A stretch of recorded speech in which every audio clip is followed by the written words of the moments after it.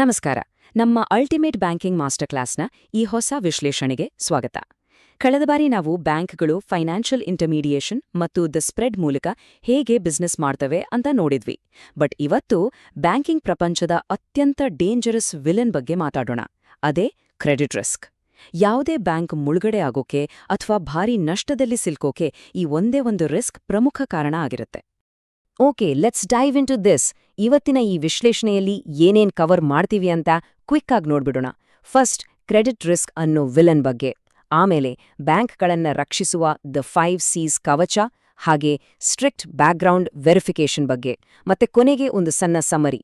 ಮೊದಲನೇದಾಗಿ ಈ credit risk ಅನ್ನೋ ವಿಲನ್ ಬಗ್ಗೆ ನೋಡೋಣ. ಈ ಕ್ರೆಡಿಟ್ ರಿಸ್ಕ್ ಅನ್ನ ನಾವು ಬ್ಯಾಂಕಿಂಗ್ ಪ್ರಪಂಚದ ಅತ್ಯಂತ ಅಪಾಯಕಾರಿ ವಿಲನ್ ಅಂತಾನೆ ಕರೀಬೋದು. ಯಾಕಂದ್ರೆ ಬ್ಯಾಂಕಿಂಗ್ ಸಿಸ್ಟಮ್ ಎಷ್ಟೇ ಸ್ಟ್ರಾಂಗ್ ಆಗಿದ್ರೂ ಈ ವಿಲನ್ ಎಂಟ್ರಿ ಕೊಟ್ರೆ ಇಡೀ ಸಿಸ್ಟಮ್ ಅಲ್ಲಾಡಿ ಹೋಗುತ್ತೆ. ಇವತ್ತಿನ ನಮ್ಮ ಈ ವಿಶ್ಲೇಷಣೆಯ ಮೇನ್ ಉದ್ದೇಶನೇ ಈ ರಿಸ್ಕ್ ಅನ್ನ ಪಕ್ಕಾ ಪ್ರಾಕ್ಟಿಕಲ್ ಆಗಿ ಅರ್ಥ ಮಾಡಿಕೊಳ್ಳೋದು. First of all, simple terms ಅಲ್ಲಿ ಹೇಳಬೇಕು ಅಂದ್ರೆ, ವಾಟ್ ಈಸ್ ಕ್ರೆಡಿಟ್ ರಿಸ್ಕ್? ಯಾವಾಗ ಒಬ್ಬ ಸಾಲಗಾರ ಅಥವಾ ಬಾರೋವರ್ ಬ್ಯಾಂಕಿಂದ ಲೋನ್ ತಗೊಂಡು ಅದನ್ನ ವಾಪಸ್ ಕಟ್ಟೋಕೆ ಫೇಲ್ ಆಗ್ತಾನೋ ಆ ಸಾಧ್ಯತೆಯನ್ನೇ ಕ್ರೆಡಿಟ್ ರಿಸ್ಕ್ ಅಂತ ಕರೀತಾರೆ. ಇನ್ ಶಾರ್ಟ್, ಕೊಟ್ಟಿರೋ ದುಡ್ಡು ಎಂದಿಗೂ ವಾಪಸ್ ಬರಲ್ಲ ಅನ್ನೋ ಟೆನ್ಷನ್ ಅಥವಾ ಭೀತಿ. ಇಲ್ಲಿ ನಾವು ಗಮನಿಸಬೇಕಾದ ಅತಿ ಮುಖ್ಯವಾದ ವಿಷಯ ಏನಂದ್ರೆ, ಬ್ಯಾಂಕ್ನಲ್ಲಿರೋ ದುಡ್ಡು ಬ್ಯಾಂಕ್ನ ಸ್ವಂತದಲ್ಲ. ಅದು ಡಿಪಾಸಿಟರ್ಸ್ ಅಂದ್ರೆ ಸಾರ್ವಜನಿಕರ ಹಣ. ಬ್ಯಾಂಕ್ ಆ ದುಡ್ಡನ್ನೇ ಮತ್ತೊಬ್ರಿಗೆ ಸಾಲವಾಗಿ ಕೊಟ್ಟಿರುತ್ತೆ. ಈಗ ಬಾರೋವರ್ ಏನಾದ್ರೂ ಡಿಫಾಲ್ಟ್ ಆದ್ರೆ, ಅಂದ್ರೆ EMI ಕಟ್ಟದೆ ಕೈ ಎತ್ತುಬಿಟ್ರೆ ನೇರವಾಗಿ ಆ ನಷ್ಟ ಬ್ಯಾಂಕ್ಗೆ ಆಗುತ್ತೆ. ಆದ್ರೆ ಬ್ಯಾಂಕ್ ತನ್ನ ಡಿಪಾಸಿಟರ್ಸ್ಗೆ ನಿಮ್ಮ ದುಡ್ಡು ಹೋಯ್ತು ಅಂತ ಹೇಳೋ ಹಾಗಿಲ್ಲ ಅಲ್ವಾ? ಅದಕ್ಕಾಗಿಯೇ ಈ ಕ್ರೆಡಿಟ್ ರಿಸ್ಕ್ ಅನ್ನ ಮ್ಯಾನೇಜ್ ಮಾಡೋದು ಬ್ಯಾಂಕ್ಗಳಿಗೆ ಲಿಟ್ರಲಿ ಅತಿ ದೊಡ್ಡ ಚಾಲೆಂಜ್. ಹಾಗಾದ್ರೆ ಬ್ಯಾಂಕ್ ಈ ಕ್ರೆಡಿಟ್ ರಿಸ್ಕ್ ಅನ್ನ ಹೇಗೆ ಎದುರಿಸುತ್ತೆ? ಇಲ್ಲಿದೆ ನೋಡಿ, ಬ್ಯಾಂಕಿಂಗ್ ಇಂಡಸ್ಟ್ರಿಯ ರಕ್ಷಣಾ ಕವಚ, ದ 5 C's ಫ್ರೇಮ್ವರ್ಕ್. ಯಾವುದೇ ಲೋನ್ ಅಪ್ರೂವ್ ಆಗೋಕ್ಕೂ ಮುನ್ನ ಈ ಬೃಹತ್ ರಿಸ್ಕಿಂದ ಪಾರಾಗಲು ಬ್ಯಾಂಕ್ಗಳು ಒಂದು ವರ್ಲ್ಡ್ ಕ್ಲಾಸ್ ಫಾರ್ಮುಲಾ ಯೂಸ್ ಮಾಡ್ತಾವೆ. ಅದನ್ನೇ ದ 5 C's ಆಫ್ ಕ್ರೆಡಿಟ್ ಅಂತ ಕರೀತಾರೆ.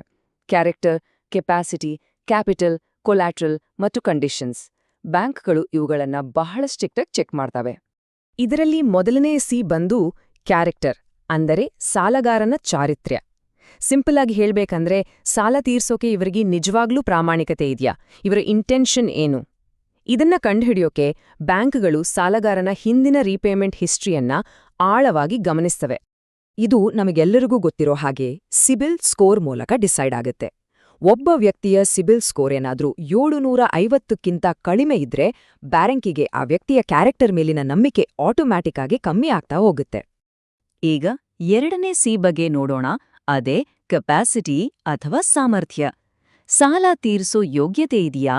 ಪ್ರತಿ ತಿಂಗಳು EMI ಕಟ್ಟೋಕೆ ಆಗುವಷ್ಟು ಸ್ಯಾಲರಿ ಬರ್ತಿದ್ಯಾ ಅಥವಾ ಬಿಸ್ನೆಸ್ ಲಾಭದಲ್ಲಿದ್ಯಾ ಅಂತ ಬ್ಯಾಂಕ್ ನೋಡುತ್ತೆ. ಇದನ್ನ ಕನ್ಫರ್ಮ್ ಮಾಡ್ಕೊಳ್ಳೋಕೆ ಬ್ಯಾಂಕ್ ಸ್ಟೇಟ್ಮೆಂಟ್ಸ್ ಮತ್ತು ಇನ್ಕಮ್ ಟ್ಯಾಕ್ಸ್ ರಿಟರ್ನ್ಸ್ ಅಂದ್ರೆ ITR ಅನ್ನ ಪಕ್ಕಾ ಕ್ಯಾಲ್ಕುಲೇಟ್ ಮಾಡ್ತಾರೆ. ಮೂರನೇ ಸಿ ಅಂದ್ರೆ ಬಂಡವಾಳ. ಲೋನ್ ತಗೊಳ್ತಿರೋ ವ್ಯಕ್ತಿ ತನ್ನ ಸ್ವಂತ ದುಡ್ಡನ್ನ ಆ ಬಿಸ್ನೆಸ್ ಅಥವಾ ಆಸ್ತಿ ಮೇಲೆ ಎಷ್ಟು ಇನ್ವೆಸ್ಟ್ ಮಾಡಿದಾನೆ ಅನ್ನೋದನ್ನ ಬ್ಯಾಂಕ್ ಚೆಕ್ ಮಾಡುತ್ತೆ. ಯಾಕಂದ್ರೆ ಬರೀ ಬ್ಯಾಂಕ್ ದುಡ್ಡು ಮಾತ್ರ ಅಲ್ಲ, ಸಾಲಗಾರನ ಸ್ವಂತ ರಿಸ್ಕ್ ಕೂಡ ಅಲ್ಲಿರ್ಬೇಕು, ರೈಟ್? ಒಂದು ಎಕ್ಸಾಂಪಲ್ ಮೂಲಕ ಅರ್ಥ ಮಾಡಿಕೊಳ್ಳೋಣ. 50 ಲಕ್ಷ ರೂಪಾಯಿ ಬೆಲೆಯ ಒಂದು ಮನೆ ಖರೀದಿಸಲಾಗ್ತಿದೆ ಅನ್ಕೊಳ್ಳಿ. ಅದರಲ್ಲಿ ಸಾಲಗಾರ ಸ್ವಂತವಾಗಿ 10 ಲಕ್ಷ ರೂಪಾಯಿ ಡೌನ್ ಪೇಮೆಂಟ್ ಮಾಡ್ತಿದ್ದಾರೆ. ಅಂದ್ರೆ ಬ್ಯಾಂಕಿಗೆ ಆ ಇನ್ವೆಸ್ಟ್ಮೆಂಟ್ ಮೇಲೆ ಒಂದು ಭರವಸೆ ಬರುತ್ತೆ. ಯಾಕಂದ್ರೆ ಅಲ್ಲಿ ಸಾಲಗಾರನ ಸ್ವಂತ ಬಂಡವಾಳ ಕೂಡ ಇನ್ವಾಲ್ವ್ ಆಗಿರುತ್ತೆ. ಇನ್ನು 4ನೇ ಸಿ ಬಂದು ಕಲ್ಯಾಟ್ರಲ್, ಅಂದರೆ ಅಡಮಾನ ಭದ್ರತೆ. ಒಂದು ವೇಳೆ ಸಾಲಗಾರ ಡಿಫಾಲ್ಟ್ ಆದ್ರೆ, ಅಂದ್ರೆ ದುಡ್ಡು ವಾಪಸ್ ಕಟ್ಟದೆ ಹೋದ್ರ ಬ್ಯಾಂಕ್ ಯಾವುದನ್ನ ವಶಪಡಿಸ್ಕೊಳ್ಬೋದು. ಇದೇ ಕಾರಣಕ್ಕೆ ಹೋಮ್ ಲೋನ್ ಕೊಡುವಾಗ ಮನೆಯ ಒರಿಜಿನಲ್ ಡಾಕ್ಯುಮೆಂಟ್ಸ್ ಅಥವಾ ಬಂಗಾರ ಇಲ್ಲವೇ ಫಿಕ್ಸ್ ಡಿಪಾಸಿಟ್ಗಳನ್ನು ಬ್ಯಾಂಕ್ ಸೆಕ್ಯೂರಿಟಿಯಾಗಿ ತನ್ನ ಬಳಿಯೇ ಇಟ್ಕೊಳ್ತದೆ. 5ನೇ ಮತ್ತು ಕೊನೆಯ ಸಿ ಕಂಡೀಷನ್ಸ್, ಅಂದ್ರೆ ಬಾಹ್ಯ ಪರಿಸ್ಥಿತಿಗಳು. ಈಗ ಮಾರುಕಟ್ಟೆಯ ಪರಿಸ್ಥಿತಿ ಹೇಗಿದೆ, ಸಾಲಗಾರ ಕೆಲಸ ಮಾಡ್ತಿರೋ ಬಿಸ್ನೆಸ್ ಸೆಕ್ಟರ್ ಲಾಭದಲ್ಲಿದೆಯಾ ಅಥವಾ ನಷ್ಟದಲ್ಲಿದೆಯಾ, ಒಟ್ಟಾರೆ ಎಕಾನಮಿ ಹೇಗಿದೆ ಅನ್ನೋದನ್ನ ನೋಡಿ ಬ್ಯಾಂಕ್ಗಳು ರಿಸ್ಕ್ ಅನ್ನ ಅಸೆಸ್ ಮಾಡ್ತವೆ. ಈಗ 3ನೇ ಭಾಗಕ್ಕೆ ಬರೋಣ, ಸ್ಟ್ರಿಕ್ಟ್ ಬ್ಯಾಕ್ಗ್ರೌಂಡ್ ವೆರಿಫಿಕೇಷನ್, ಅಂದರೆ ಕಟ್ಟುನಿಟ್ಟದ ಹಿನ್ನೆಲೆ ಪರಿಶೀಲನೆ. ಲೋನ್ ಅಪ್ಲೈ ಮಾಡಿದ ತಕ್ಷಣ ಬ್ಯಾಂಕ್ಗಳು ಯಾಕೆ ಅಷ್ಟೊಂದು ಡಾಕ್ಯುಮೆಂಟ್ಸ್ ಕೇಳ್ತಾರೆ ಮತ್ತು ಯಾಕೆ ಅಷ್ಟೊಂದು ಟೈಮ್ ತಗೋತಾರೆ ಅನ್ನೋದು ಈಗ ನಮಗೆ ಕ್ಲಿಯರ್ ಆಗ್ತಿದೆ ಅಲ್ವಾ? ಇದು ಬರೀ ಪೇಪರ್ ವರ್ಕ್ ಅಲ್ಲ, ಬ್ಯಾಂಕ್ ಆಫೀಸರ್ಸ್ ಅಥವಾ ಥರ್ಡ್ ಪಾರ್ಟಿ ಏಜೆಂಟ್ಸ್ ಆಫೀಸಿಗೆ ಅಥವಾ ಮನೆಗೆ ಖುದ್ದಾಗಿ ಭೇಟಿ ನೀಡಿ ಫಿಸಿಕಲ್ ವೆರಿಫಿಕೇಷನ್ ಮಾಡ್ತಾರೆ. ಆಧಾರ್, ಪ್ಯಾನ್ನಂತಹ ಕೆವೈಸಿ ಪ್ರಾಸೆಸ್ ಆಗುತ್ತೆ. ಇದರ ಜೊತೆಗೆ ಹಿನ್ನೆಲೆಯಲ್ಲಿ ಯಾವುದೇ ಕ್ರಿಮಿನಲ್ ರೆಕಾರ್ಡ್ಸ್ ಅಥವಾ ಪೆಂಡಿಂಗ್ ಕೋರ್ಟ್ ಕೇಸ್ ಇದೆಯಾ ಅಂತ ಲೀಗಲ್ ಚೆಕ್ ಕೂಡ ಕಡ್ಡಾಯವಾಗಿ ಮಾಡ್ತಾರೆ. ಸೊ ಇಲ್ಲಿ ಕ್ರೂಷಿಯಲ್ ಪಾಯಿಂಟ್ ಏನಂದ್ರೆ, ಯಾವುದೇ ಬ್ಯಾಂಕ್ ಈ ಬ್ಯಾಕ್ಗ್ರೌಂಡ್ ವೆರಿಫಿಕೇಷನ್ ಅಲ್ಲಿ ಸ್ವಲ್ಪ ಕಾಂಪ್ರಮೈಸ್ ಆದ್ರೂ ಸಾಕು, ಆ ಡೆಪಾಸಿಟರ್ಸ್ ಹಣ ಮುಂದೆ NPA ಅಂದ್ರೆ ನಾನ್ ಪರ್ಫಾರ್ಮಿಂಗ್ ಆಸೆಟ್ ಆಗಿ ಬದಲಾಗುತ್ತೆ. ಸಿಂಪಲ್ ಆಗಿ ಹೇಳ್ಬೇಕಂದ್ರೆ ಎಂದಿಗೂ ವಾಪಸ್ ಬರ್ದ ಕೆಟ್ಟ ಸಾಲಗಳು ಅಂತ ಅರ್ಥ.